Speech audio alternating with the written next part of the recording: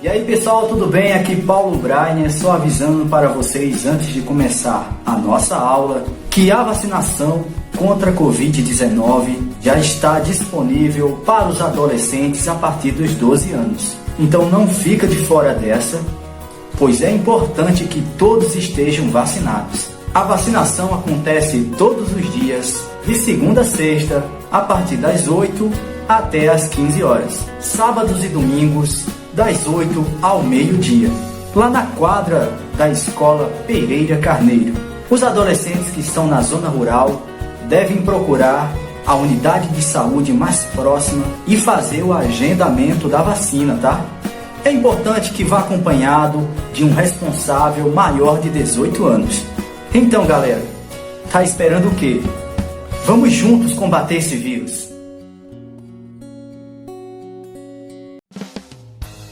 Atenção, porque vai começar a aula de inglês. Hello, boa tarde, pessoal. Espero que todos estejam bem. Hoje iniciamos mais uma aula, a aula de número 19 e a aula de revisão, porque hoje vocês têm a avaliação, então nós vamos dar aquela revisada aqui, aquela relembrada do nosso assunto, para que todo mundo aí tire uma nota muito boa na nossa avaliação, não é? Então vamos lá. Antes de começar a nossa revisão, eu queria realizar a correção da última atividade que vocês fizeram.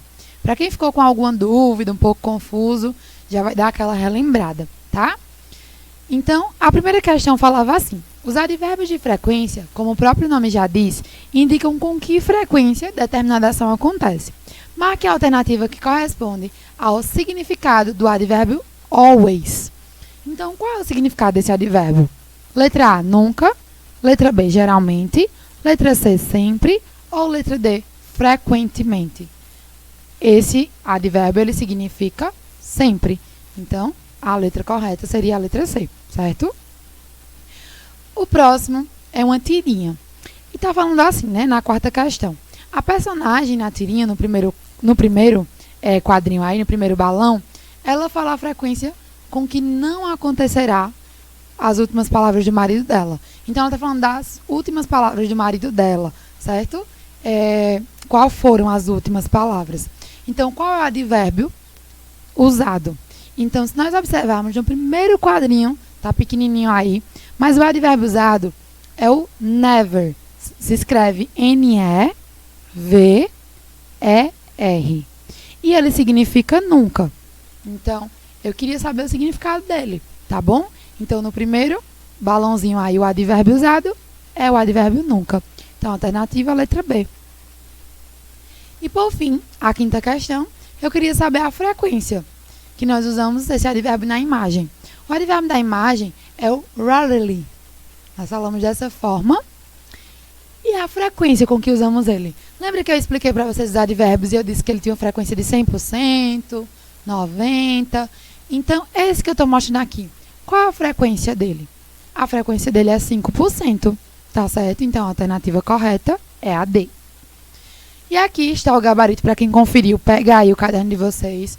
Olha se vocês conferiram, olha se vocês acertaram, se erraram, ajeitem aí. Primeira questão, alternativa C. Segunda, alternativa D. Terceira, alternativa A. Quarta questão, alternativa B. E a quinta e última, alternativa D, certo? E vamos lá agora realmente começar a nossa revisão. Nossa revisão hoje são sobre esses dois assuntos, que são assuntos que vão estar no teste, na avaliação de vocês. Tá bom, pessoal?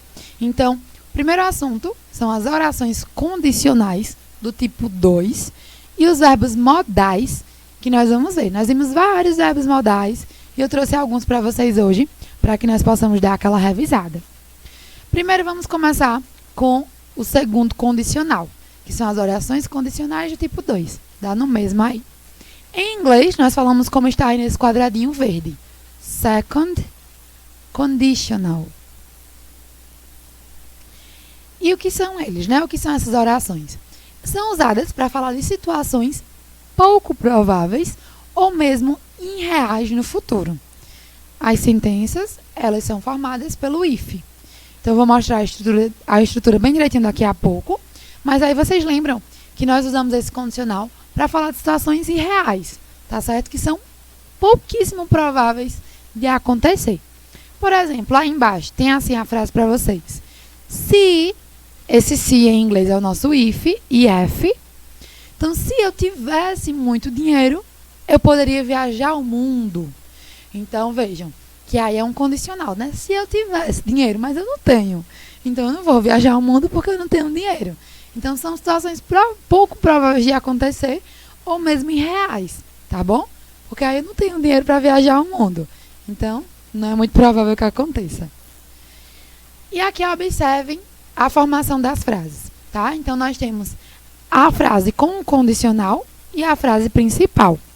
Então, a frase com o condicional, ela sempre vai ter o passado. Então, ela sempre vai estar no passado. Porque vocês concordam comigo quando eu digo assim, né? Se eu tivesse muito dinheiro, então, se eu tivesse, tá no passado, tá certo? Então, olhem aí embaixo, já está aí a estrutura. Nós vamos ter o if,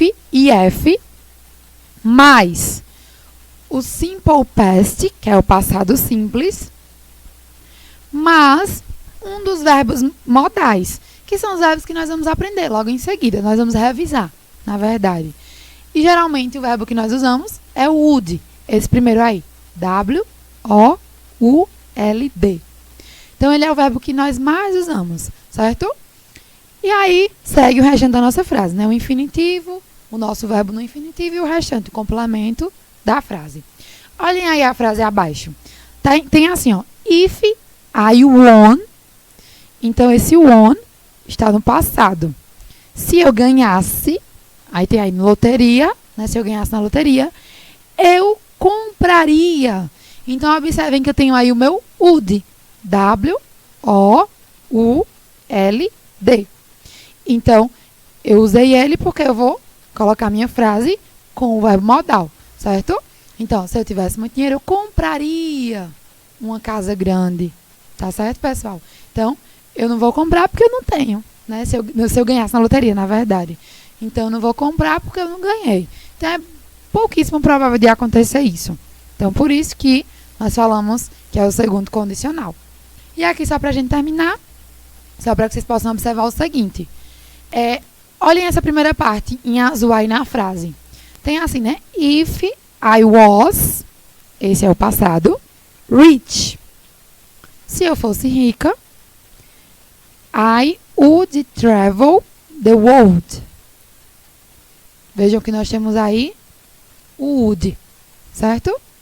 Então, se eu fosse rica, eu viajaria. Ele vai deixar o would, ele vai deixar os nossos verbos com esse ria no final.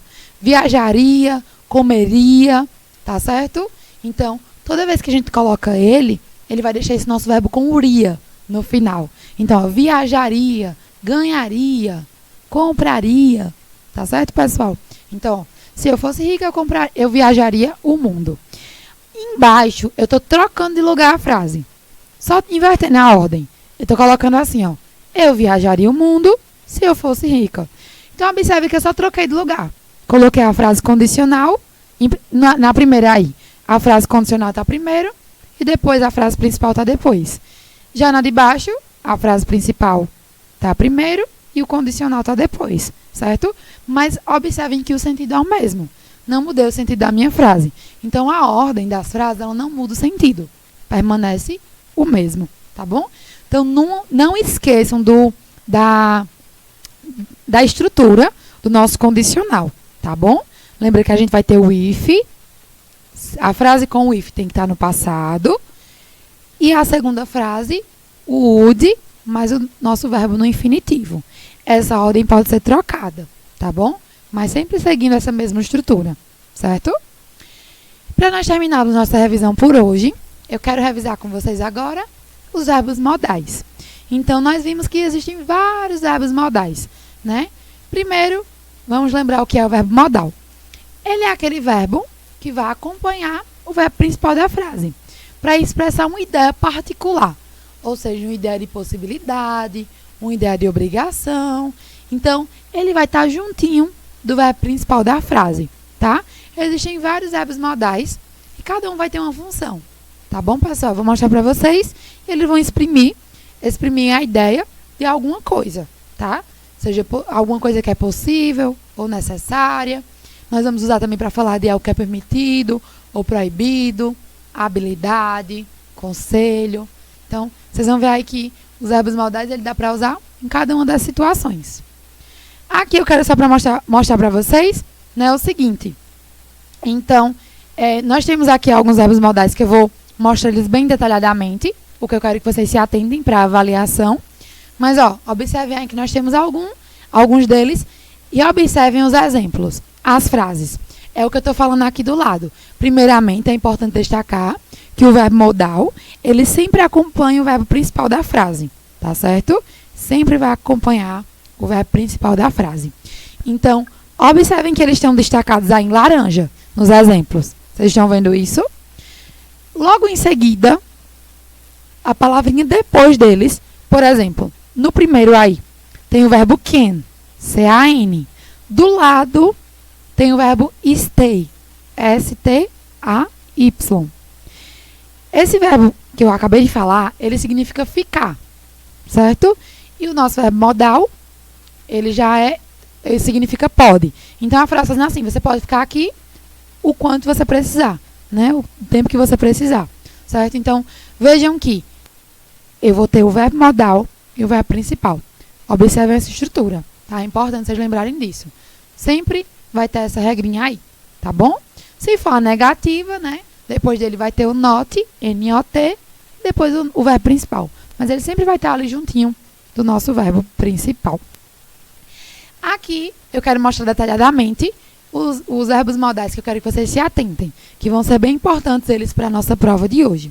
O primeiro é o verbo can, e ele é usado com o significado de poder, conseguir, ou algumas vezes ainda como saber. Mas ele é bem mais usado como poder e conseguir. E quais são as ideias que ele nos dá? Ele dá a ideia de capacidade física, de habilidade, possibilidade e de uma permissão.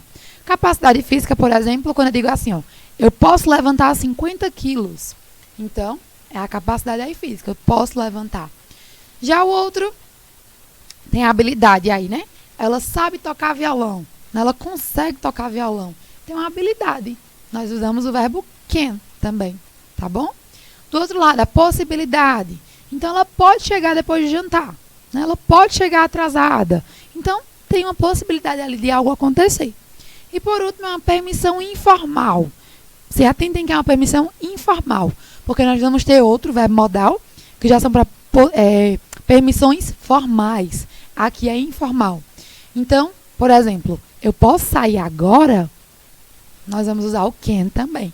Tá bom, pessoal? Então, observem que essas são as ideias que eles são usados, mas o significado é poder, conseguir ou saber. Tá bom? Nós temos agora o passado do can, do C-A-N, que nós vimos anteriormente. O passado é o could. Could, ele vai ter esse tom mais formal, tá bom? Então, ele significa assim, o exemplo dele para vocês. Eu poderia sair agora. Então, vejam que agora eu não estou dizendo eu posso sair agora, estou dizendo eu poderia. Então, já é algo mais formal, tá? Um tom mais formal. Eu poderia. Então, nós usaríamos o could. Então, lembrem dele também, tá certo? Ele significa poderia.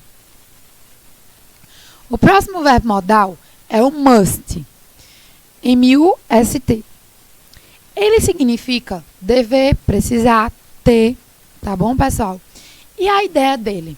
Ele tem uma ideia de obrigação, necessidade. Então, quando eu digo assim, você deve parar de fumar. Você deve estudar. Então, ali é uma obrigação, certo? Uma necessidade que você faça aquilo que alguém está pedindo, tá certo? Então, nós usamos o must. Então, aí embaixo, eu devo estudar muito para me tornar um engenheiro. Então, olha aí a necessidade de alguma coisa. Nós vamos usar o must. Ele também é usado para uma dedução. Então, quando eu digo assim, ela deve estar no salão de beleza. Ela deve estar em casa. Então, quando você vai deduzir alguma coisa, nós usamos também o must. E para o passado, tá? Quando eu digo assim, nós tínhamos que fazer alguma coisa, nós tivemos que sair mais cedo. Esse passado, nós vamos usar o had to, como está aí embaixo. Então, ele é uma forma passada do must.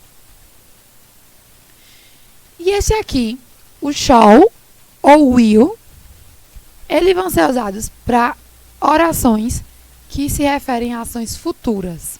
Então, quando eu falo de algo que está no futuro, eu vou usar eles, tá bom?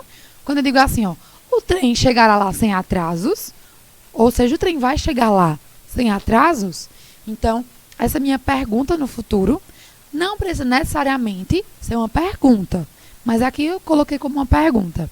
Então, é uma ação futura. Estou perguntando se ele vai chegar, tá bom? Então, para ações futuras, nós usamos um desses dois aí. E olha aqui o nosso would, que nós vimos lá no segundo condicional. Ele é usado para dar um tom mais polido, né, educado, ou delicado às perguntas, certo? Ou uma afirmação também. Então, ele já se refere um pouco mais ao passado, né? Então, vejam aí. Eu gostaria de ser rico, né? Não estou dizendo que eu gosto. Seria eu gostaria, é um desejo também. Então, ele é usado como uma palavrinha no passado, mas ele também pode expressar desejos de alguma coisa, né? Vejam lá que eu disse para vocês na nossa frase, se eu tivesse dinheiro eu viajaria. Então, é um desejo também, né? Observem aí essa frase, né? Eu gostaria de ser rico. Então, eu vou usar o meu would. Lembra que eu disse a vocês que ele deixa a nossa frase com esse iria no final? Olha aí, tá vendo? Então, já foi uma revisão de novo dele. Não tem como errar isso, tá? E é isso, pessoal. Espero que vocês tenham gostado desse assunto, tenham entendido a nossa revisão. Espero que eu tenha passado da melhor forma para vocês. E eu queria finalizar nossa aula com a frase do dia. Essa frase que vocês levem aí também para a vida de vocês. Vamos ler em inglês, depois traduziremos. A frase hoje fala assim em inglês. If at first you don't succeed, try again. E nossa frase de hoje, ela está dizendo assim, ó, se no começo, né, se a princípio, se de primeiro você não conseguir, não tiver sucesso, tente de novo. Então, às vezes no começo do sonho de alguém, do seu sonho, não deu tão certo, mas não desista do seu sonho. Tente novamente, tente de novo ali, que quem sabe, né, ou com certeza, se Deus permitir, você vai conseguir, tá certo? Então, não desistam dos sonhos de vocês. E é isso que eu queria deixar.